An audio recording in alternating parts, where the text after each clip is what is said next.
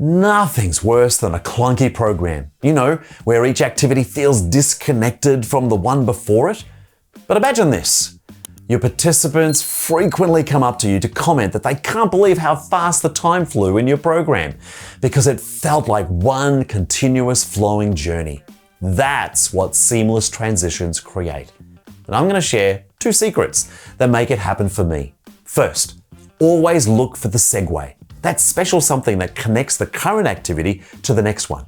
Find a relevant thread. Maybe it's a skill you're building or something your group showed an interest in. And here's the trick. You'll know a good segue when it answers the question everyone's silently asking. Why are we doing this?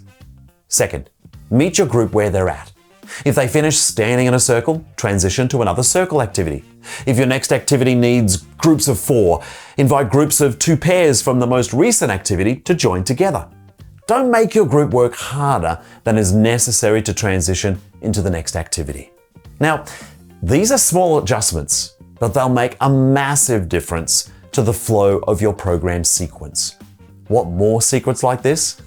Every activity in Playmeo's database includes leadership tips that unlock seamless facilitation skills and strategies. Subscribe today. You'll find a link in the description below. Oh, and if you like what I've shared here, you can like and subscribe to our channel below too. Thank you so much for watching and have fun out there.